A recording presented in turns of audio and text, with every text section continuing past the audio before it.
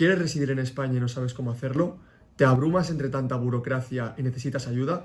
En este vídeo te voy a explicar cómo obtener la residencia o el permiso de estancia en España en 2024 y los consejos para ello. Quédate en este vídeo para aprender cómo hacerlo. Bienvenidos un viernes más a nuestro canal de YouTube. Hoy vamos a hablar de derecho de extranjería y voy a desvelar varios consejos para obtener la residencia en este 2024 aquí en nuestro país. Primero de todo, ¿qué pasos debo seguir para obtener la residencia legal en España? Pues primero de todo debemos de obtener un visado. Debemos saber que para obtener posteriormente un permiso de residencia en España debemos entrar de forma legal en el territorio. Y para ello existen varios tipos de visado, como pueden ser visado de estudios, visado de turista o visado de ciudadano familiar de la Unión Europea. El más común y el que muchos habréis oído hablar es el visado de turista, que es un visado que te permite estar en España durante no más de 3 meses, ¿vale? Una vez obtengamos este visado, ya es cuando podemos solicitar este permiso de estancia y de residencia. ¿En qué se diferencian este permiso de estancia y de residencia? Pues que el permiso de estancia se obtiene para una finalidad en concreto, por ejemplo, estudios. Yo voy a estudiar aquí en España, yo tengo una prematrícula en una universidad o en un centro homologado, eso sí, oficial, de estudios y por lo tanto puedo solicitar reuniendo una serie de requisitos que ya se mostrarán en otros vídeos y a través de este permiso de estancia pues yo puedo estar de forma legal, no residiré, estar de forma legal en territorio nacional. Y luego tenemos el permiso de residencia, que es lo que vamos a hablar hoy, que es un permiso que ya te permite estar y residir en España a su vez que trabajar. ¿Cuáles son los pasos a seguir? Primeramente te tienes que poner en manos de expertos. ¿Por qué? Porque el hecho de acudir con un abogado especializado en extranjería hace que esa solicitud se ajuste a derecho. Eso quiere decir que no solo es obtener una serie de documentos que se tienen que acompañar, sino fundamentar bien esa solicitud. Debemos tener en consideración que muchas veces extranjería nos deniega esos permisos de residencia. Por lo tanto, lo más recomendable es que desde un principio se haya llevado a través de un abogado que será quien posteriormente presentará un recurso contencioso ante el juzgado para que el juzgado pueda revocar esa desestimación. Esto nos lleva a la siguiente pregunta. ¿Es más fácil obtener hoy la residencia que hace 5 años o en la situación de prepandemia? Para responder a esta pregunta debemos decir que España tiene un sistema migratorio flexible. ¿Qué quiere decir esto? Que no existe una normativa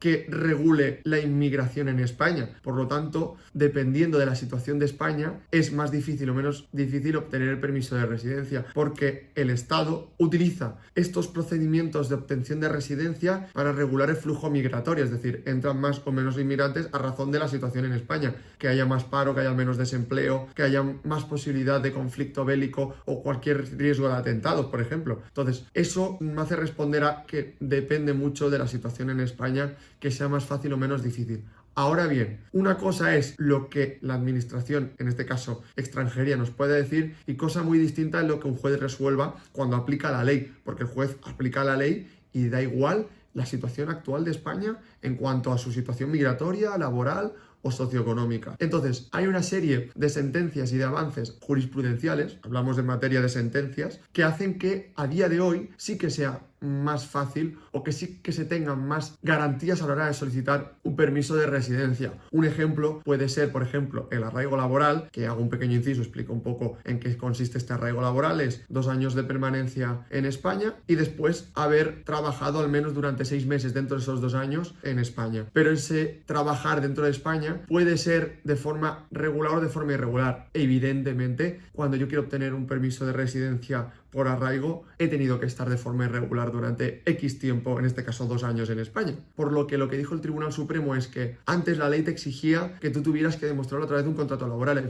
Evidentemente, estás de forma irregular, no vas a tener un contrato laboral. Pues el Tribunal Supremo ha admitido que el extranjero pueda demostrar a través de cualquier prueba que haya estado trabajando durante esos 6 meses, ¿vale? Entonces, ¿cuál es mi consejo a este extranjero que accede a España o que quiera acceder a España? Primero de todo, que se ponga en contacto con nosotros. Tenemos un departamento especializado en extranjería con años de experiencia. Segundo, lo que yo siempre le digo al extranjero: nada más llegues, empadrónate. No te exigen que tengas una residencia legal en España para empadronarte. Y es muy importante porque después tendremos que demostrar que has estado durante 2 o 3 años o el tiempo que sea o que te exija la ley para poder obtener esa residencia. No solo te empadrones, sino apúntate al gimnasio si puedes, hazte el carnet de la biblioteca, hazte los cursos de cultura o de catalán aquí que estamos en Cataluña, que también son gratuitos y no te exigen que tengas una residencia. Todo lo que cuando llegues al despacho me pueda facilitar a mí como abogado el poder tramitarte, el poder demostrar que has estado en España durante estos 2 o 3 años y cumplir el primero de los requisitos, que luego hay otros, pero al menos el principal es este. Si el extranjero está aquí durante 3 años y no se empadrona, está perdiendo 3 años y tendrá que estar otros 3 años. Y me da igual que el extranjero a mí me diga, oye, que yo llevo aquí, ya, pero necesito una prueba. Por lo tanto, ese es el primer consejo que yo le doy siempre al extranjero que quiere obtener la residencia. Por último, otra pregunta más. ¿Existen países de procedencia o de origen que faciliten la obtención de la residencia? Sí, la respuesta es sí, pero muy pocos. La mayoría de países, da igual, China o Estados Unidos, por ejemplo, tienen que ajustarse a la ley y al reglamento de extranjería de España. Ahora bien, existen otros países como pueden ser Francia o Andorra que tienen unos convenios que en el caso de Francia son pequeños matices porque al fin y al cabo Francia es Unión Europea y por lo tanto es un Estado miembro y tiene facilidad de movilidad dentro de ese espacio Schengen, pero por ejemplo Andorra, como sabemos, no forma parte de la Unión Europea, pero como sabemos, se puede acceder o no de forma fácil, sin ningún tipo de visado o sin ningún tipo de sello en el pasaporte. Por lo tanto, cuando viene un extranjero de Andorra, ¿cómo puedo yo demostrar que esta persona ha entrado ayer, antes de ayer, hace 2 años o hace una semana? No es necesario. ¿Por qué? Porque existe ese convenio, porque hay necesidades que se tienen que ir cubriendo. En este caso,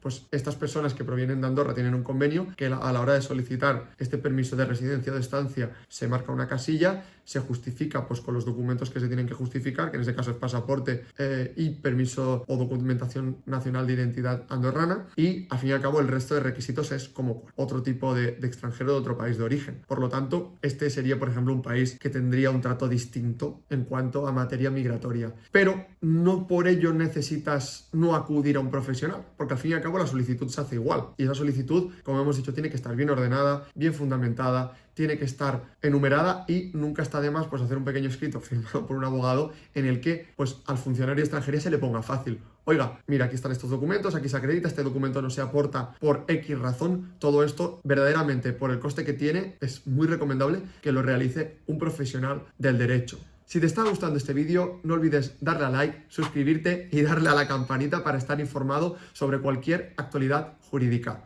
Por lo tanto, sí que existen algunos países que tienen cierta facilidad migratoria a la hora de solicitar un permiso de residencia. Pero luego, si nos centramos, por ejemplo, en la solicitud de nacionalidad o la solicitud de asilo, ¿no?, del Estatuto del Refugiado, sí que es cierto, y aquí sí que entra muy en juego, de dónde procede el extranjero.